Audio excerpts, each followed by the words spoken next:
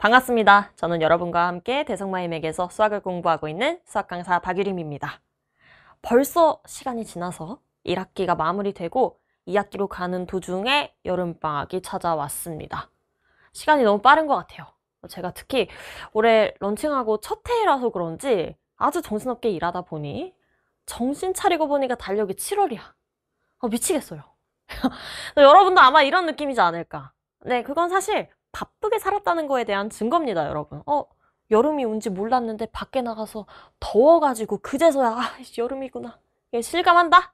여러분 정말 훌륭한 1학기 보내신 겁니다. 근데 제가 좋아하는 스포츠인 포뮬러 1조차도요. 여름엔 너무 더워가지고 한 달 동안 레이스를 통째로 쉬어요. 그래서 저도 참 볼 게 없어서 난감한 계절이긴 합니다. 근데 그만큼 여러분도 이제 1학기에서 2학기 넘어가는 동안 맞이하는 첫 방학이잖아요. 레어템이란 말이죠. 네.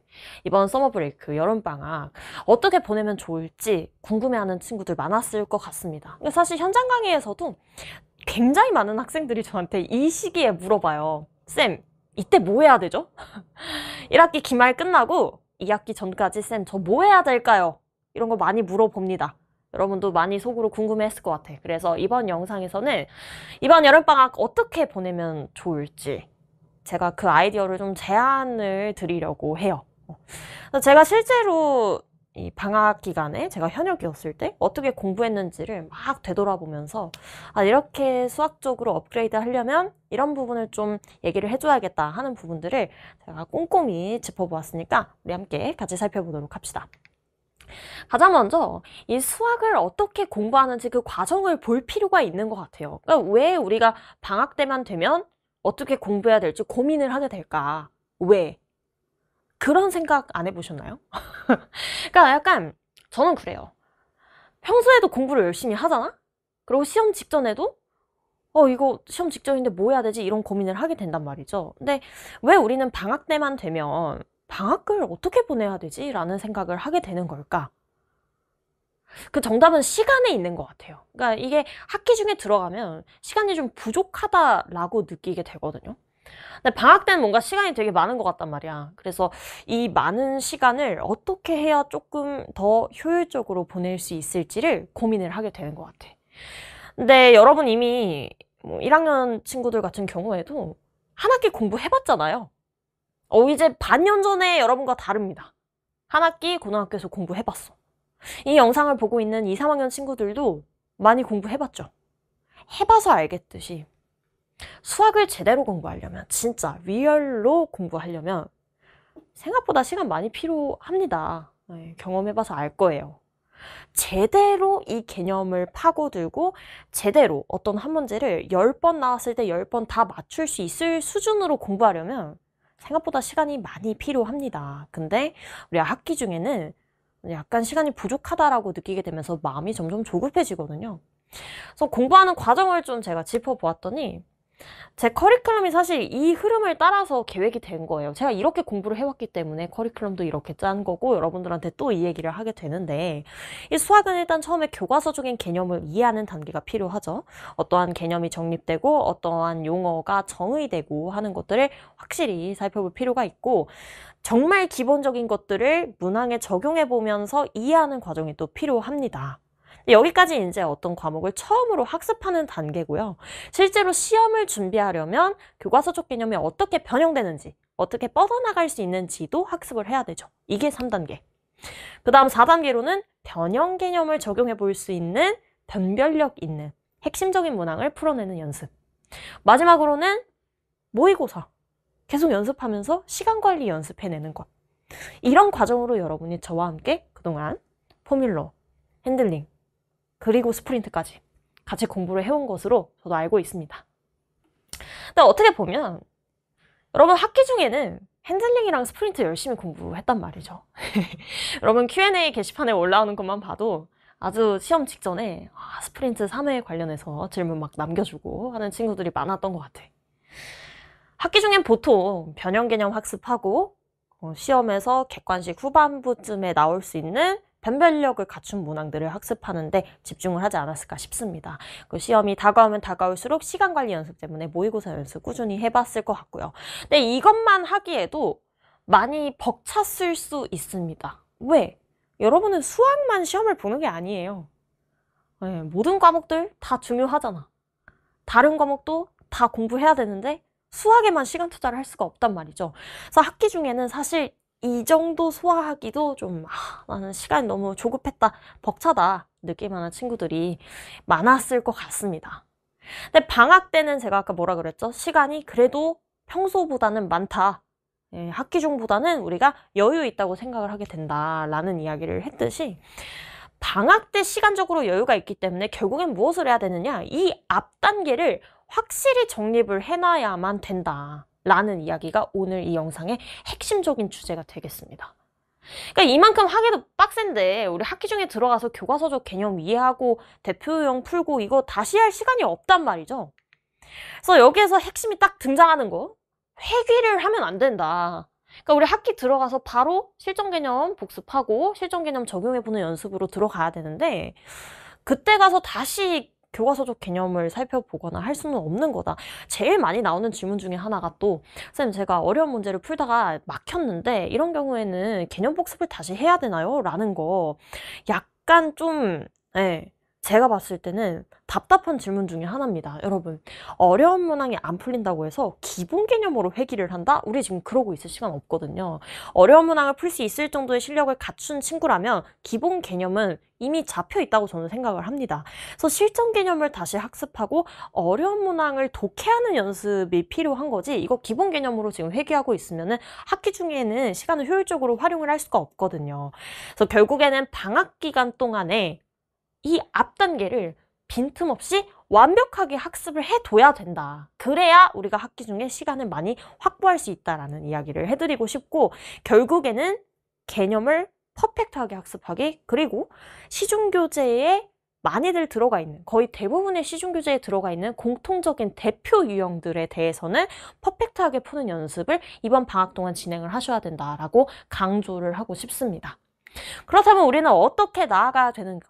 이번 여름방학 때 어떻게 공부를 해야 되는가?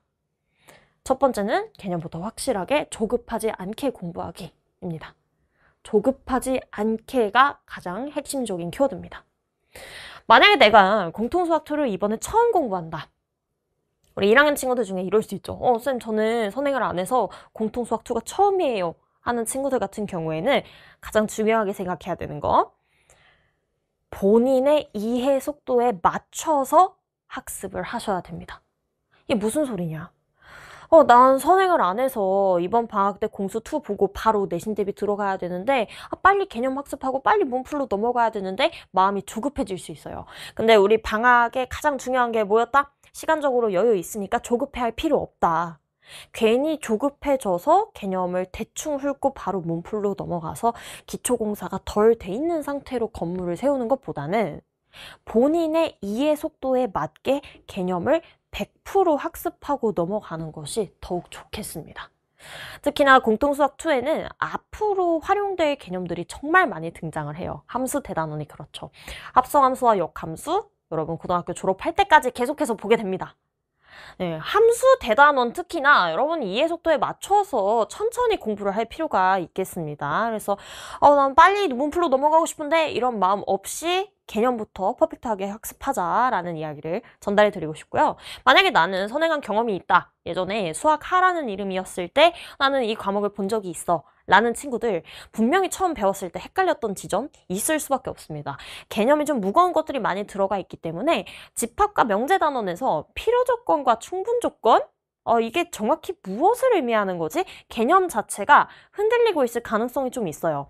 그래서 처음 선행했을 때 헷갈렸을 법한 부분들에 대해서는 다시 한 번 더 천천히 개념 스킵 없이 개념부터 다시 학습하고 넘어갈 필요가 있겠다라는 말씀을 드리고 싶습니다. 그러니까 이 내용의 가장 핵심적인 게 뭔 거야? 마음이 급하다고 해서 바로 문풀로 넘어가면 안 된다라는 부분인 거죠. 문제를 막 많이 푼다고 해서 여러분이 개념에 대한 이해도를 깊게 만들 수 있느냐? 이거는 저는 다른 문제라고 봅니다. 물론 어떠한 상황이 있어서는 개념 자체가 너무 복잡하기 때문에 문항을 풀면서 그 문항이 개념의 예시가 된다면 예시를 통해서 간접적으로 개념을 이해하는 데는 도움이 되겠지만 개념을 어정쩡하게 이해하고 용어 용어의 정의 같은 걸 어정쩡하게 살펴본 다음에 문항을 푸는 방식부터 공부를 한다라는 건 나중에 그 문항이 변형이 됐을 때 독해 자체가 어려울 수 있는 가능성이 생겨버리거든요. 그래서 정확히 천천히 여러분 속도에 맞게 개념을 확실하게 학습하는 게 좋겠다라고 이야기를 드리고 싶습니다. 그래서 이렇게 개념을 이 사람이 강조를 하고 있는데 공수2에서 무슨 개념이 제일 중요하냐 궁금하겠죠? 3가지 있습니다. 첫 번째로는 도형의 방정식에서 오히려 중학도형 기본기가 진짜 중요하다는 이야기. 진짜 엄청 강조하고 싶습니다. 사실 새로운 개념도 많이 등장하는 단원이에요. 원의 방정식도 뭐 새롭게 정의가 되고 점과 직선 사이의 거리 이런 것도 고등수학에서 처음 등장하는 개념이기는 합니다만 이 도형의 방정식 안에 있는 문항들이 어려워지는 이유가 걔네들이 어려워서가 아니야. 새로 등장하는 공식들이 어려워서 라기보다는 도형적인 상황을 어떻게 분석하고 시작해야 되는지 중학교 때 배웠던 도형 내용이 기억이 잘 안 나서 뭐부터 시작해야 될지 모르겠는 이런 심리 때문에 어렵게 느껴지는 거거든요. 중학교 도형에서 삼각형의 종류라든지 아니면 삼각형의 내심, 외심, 무게중심, 핵심적인 점들에 대한 개념이 당연히 나오고 각의 이등분선, 중선의 성질 이런 것들 당연히 다 나오고요. 원의 성질 같은 것도 전부 다 중학교 3학년 때 나옵니다, 여러분. 근데 그 내용이 기억이 안 나면 막상 문항을 풀려고 했을 때 뭐부터 시작해야 될지 모르겠는 그 이상한 기분이 계속 지속이 될 거예요. 그래서 중학도형 기본기 꼼꼼히 체크를 하셔야 된다. 이런 것 때문에 제가 피트인 강좌도 만들고 하는 거죠, 여러분. 우리 피트인 도형에서 이 중학도형 기본기 어마무시하게 제가 중요하게 생각하면서 설명을 합니다. 그래서 혹시나 도형의 방정식 풀다가 좀 기억 안 나는 도형 성질이 있다라고 한다면 잠시 피트인에서 중학도형에 이런 것들이 있었구나 라는 거 짚어보고 넘어오시면 정말 좋을 것 같아요. 다음으로 집합명제.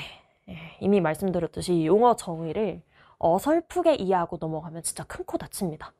명제와 조건의 차이가 뭔지, 역과 대우가 무엇이었는지 등등 특히 명제 단원에서 어려운 한자 용어들이 많이 나오기 때문에 얘네가 정확히 수학적으로 어떤 의미를 갖는지 파악하고 넘어가야 어려운 문항까지 정말 좀 실수 없이 풀어낼 수가 있겠습니다. 이게 은근하게 나중에 문항이 무슨 말을 하고 있는지조차 이해가 안 될 수도 있어요. 네. 그래서 확실히 용어 정리를 하시면 좋겠다. 마지막 대단원, 함수 대단원이죠. 역시나 그래프가 핵심적입니다. 합수함수의 그래프, 역함수의 그래프, 유리함수, 무리함수의 그래프 분석 문항이 사실상 2학기 기말고사의 핵심적인 문항으로 떠오를 텐데 그래프 분석 좋아요. 근데 그래프를 우리가 실제로 진짜 막 그림만 그려서 풀거나 하진 않을 거란 말이야. 계산이 반드시 들어갑니다. 근데 이 그래프, 방정식이나 부등식의 해를 구할 때 왜 그래프를 참고를 하게 되는지, 왜 접하는 상황을 우리가 관찰을 하게 되는지, 그래프와 대수적인 연결고리를 확실히 이해하고 넘어갈 필요가 있어요.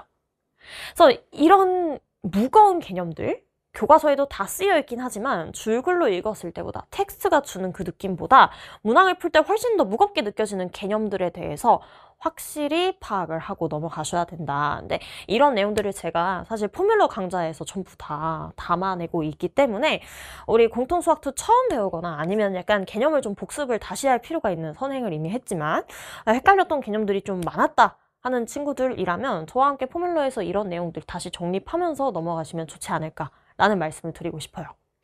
그 다음으로는 대표 문항이죠. 네. 그러니까 학기 중에는 대표 유형을 다시 반복할 만한 시간이 그렇게 넘쳐나지는 않습니다. 그래서 제가 또 진행하고 있는 게 블랙라벨 스텝 2죠. 그러니까 어떻게 보면 여러분들한테 가장 유명하고 여러분들한테 좀 익숙하게 접근성이 좋을 만한 시중교재, 네. 그런 시중교재 안에 들어있는 대표 유형들은 최대한 많이 풀어보는 것이 좋습니다. 자, 쌤, 아까 전엔 조급해하지 말라고 하셨는데 이번엔 왜 많이 풀라고 하시나요? 라고 이야기할 수도 있겠지만 개념을 이해하는 데 있어서는 우리가 조급해하면 안 된다 라고 이야기를 하고 싶었던 거고 개념이 나는 이제 좀 됐어. 나는 개념 이해된 것 같아. 이제 문항을 풀 준비가 됐다 라고 한다면 최대한 많은 대표 유형을 접해보고 2학기 들어가는 게 확실히 유리하겠죠, 여러분. 네, 이건 당연한 얘기라고 생각합니다. 그래서 학기 중에 시간 부족할 거니까 지금 현재 여러분이 서점이나 이런 데서 구할 수 있는 모든 시중교재라든지 아니면 여러분이 듣고 있는 어떠한 수업에서 나오는 개념서라든지 이런 책들에 정말 공통적으로 다 들어가 있는 대표 유형들이 분명히 있습니다. 그런 대표 유형부터 최대한 많이 풀어보는 게 좋겠고, 이미 아까 제가 얘기했던 것처럼 저는 그 블랙라벨에서 여러분과 함께 공부를 하고 있고, 블랙라벨 스텝 2에 있는 그 약간 애매한 난이도의 문항들 있잖아요. 이걸 완전히 쉽다고 할 수는 없지만 이걸 그렇다고 완전히 어려운 문항이다? 변별력을 엄청나게 갖춘 문항이다? 라고 말할 수 없는 대표 유형들, 그 유형들에 대해서 좀 학습을 깔끔히 하고 넘어가시면 좋지 않을까. 근데 물론 이제 한 교재를 한 번만 풀고 넘어가는 것도 좋기는 한데 여러분, 한 문항을 되게 다양한 방식으로 풀어낼 수도 있잖아요. 그러니까 정말 기본적인 개념 가지고 정석적으로 풀어내는 방법, 아니면 개념을 조금 비틀어서 지름길적으로 푸는 방법 등등 여러 가지 방면이 또 있기 때문에 제가 설명하는 이 문풀의 여러 가지 방법을 다 적용을 해볼 필요가 있다라고 생각을 합니다. 그래서 블랙라벨 스텝 2 안에 있는 문항들을 전부 다 풀어내면서 한 문항을 여러 차례 반복하면서 여러분들이 풀기에 가장 쉽고 빠른 방식이 뭔지 좀 생각을 하고 넘어갈 필요가 있어요. 그러니까 이걸 왜 한다 그랬죠, 제가? 학기 중에는 대표형으로 돌아올 시간이 없기 때문에 우리 학기 중에는 변별력 갖춘 문항들 위주로 또 학습을 할 거니까 대표형들이 학교 시험에 나온다라고 했을 때 빠르게 치고 나갈 수 있도록 그 과정을 지금 연습을 해두는 거거든요. 그래서 본인 손에 가장 잘 맞는 방식을 찾기 위해서는 좀 한 교재를 여러 번 반복해서 풀어보는 것도 좋은 방법이다 라고 말씀드리고 싶습니다. 그리고 사실 마음가짐이 방학에 있어서는 가장 중요하죠. 제가 아무리 이렇게 어떻게 공부하는 게 좋다라고 이야기를 해도 이거 작심삼일이면 안 됩니다, 여러분. 이 부분은 약간 자 다이어트에 비유하면서 참 스스로 뼈를 자꾸 때리고 스스로에게 침을 뱉는 정도의 자아성찰을 항상 하게 되는데 저도 그래요. 저도 사람이니까요. 오늘 진짜 다이어트 오늘부터 해야지 생각을 하다가도 저녁에 친구가 야 치킨 먹을래? 하면 그래 내일부터 살 뺀다 이렇게 생각하고 바로 치킨 먹으러 갑니다. 네, 지금도 배고파서 배에서 막 꼬르륵 소리 나요. 아마 이 촬영 끝나면 또 배고파서 뭐 먹을 수도 있습니다. 사람은 다 그런 것 같아요. 내일부터는 진짜 나 내일부터 진짜 한다 라는 이 문장이 여러분의 방학에 있어서 등장하면 안 됩니다. 작심삼일하면 안 돼요. 소화할 수 있는 만큼만 공부량을 설정하고 여러분이 현실적으로 할 수 있는 양만 설정을 해서 해야 내일부턴 진짜 한다 라는 말이 안 나올 수 있습니다. 이게 다이어트를 할 때 물론 이제 안 먹는 것도 중요하지만 이 운동하는 것도 중요하잖아요. 저도 이제 운동을 하는데 뭐 휴가 기간이 됐어. 아니 명절 기간이야. 그래서 막 이제 수업이 없어졌어. 그럼 이제 운동할 수 있는 기간이 생긴단 말이죠. 그럼 저도 처음 운동을 다시 재개했을 때 나 진짜 오늘 진짜 운동 빡세게 해야지. 나 오늘 헬스장에서 3시간 있다 온다. 막 이런 생각을 한 적도 있고 그래요. 근데 처음 운동 재개한 날에 운동 3시간 하면은 다음날 몸살 나서 운동 못 나갑니다, 여러분. 지금 운동해본 사람들 다 공감하고 있을 것 같아요. 그럼 어떻게 해야 되냐? 처음 나갔을 땐 그냥 가볍게 한 30분에서 1시간 정도 한다 생각하고 점차적으로 운동 시간을 늘려 나가야지 오랜 기간 동안 이걸 유지를 할 수가 있는 거거든요. 공부도 마찬가지야. 공부도 처음에 방학 시작할 땐 막 의욕이 불타오른단 말이죠. 나는 마이맥에서 쌤이랑 하루에 4시간씩 같이 공부할 거야. 하루에 4시간씩 해야지 이렇게 마음 딱 먹고 시작하면 한 3일 뒤쯤에 여러분 스터디 플래너에 체크가 아닌 X를 표시하는 스스로의 모습을 보게 될 수도 있습니다. 공부를 처음부터 의욕에 따라서 과하게 양을 설정을 하는 게 아니라 지쳐가면서 공부를 하는 게 아니라 처음엔 정말 달성 가능한 목표를 설정해서 나는 오늘 쌤 30분짜리 강의를 2-3개 정도 듣는 걸로 시작할 거야 라고 가벼운 마음으로 시작을 하시면 좋을 것 같아요. 그래서 이게 오늘도 2개 듣는데 성공했어? 내일도 1시간 인강 듣는데 성공했어. 그렇다면 나는 1시간 듣는 데는 크게 어려움이 없는 사람이구나. 내일부터는 강의 하나씩 늘려야지 하면서 점차적으로 그 공부량을 늘려나간다면 여러분이 처음에 생각했던 4시간 동안 공부해야지 라는 공부량을 언젠가는 달성하는 데 있어서 그렇게 큰 힘이 들지 않게 되거든요. 그래서 여러분 방학 3주에서 한 달 정도 되는데 처음부터 막 많이 하려고 처음에 막 스택을 몰빵하려고 하지 말고 미미하게 시작하지만 끝은 창대할 수 있도록 여러분이 소화할 수 있는 만큼만 잘 계산해서 플랜을 짜는 게 좋겠다라고 정말 당부하고 싶습니다. 이건 제가 현역 때도 공부하면서 많이 느꼈던 거고, 이제 어른이 된 지금까지도 다이어트를 통해서도 얻을 수 있는 교훈이니만큼 여러분 이번 방학 때는 꼭 작심삼일 없이 여러분이 정한 목표 달성을 성공을 할 수 있으면 좋겠습니다. 그래서 이제 정말 밀어붙일 때입니다. 네, 여러분도 얼마나 방학을 잘 보내고 싶으면 1학기 기말고사 끝나자마자 또 이 영상을 들어오셨겠어요. 정말 이번 여름방학 때 여러분이 공부하게 되는 수학적으로 완벽한 기본기, 이 완벽한 기본기라는 작은 부품 하나가, 작은 파트 하나가 앞으로의 여러분 수학 공부에 있어서 굉장히 큰 업그레이드가 될 수 있기를 응원하는 마음으로 저도 여름방학 강의 열심히 준비하고 있겠습니다. 오늘도 고생 많으셨습니다.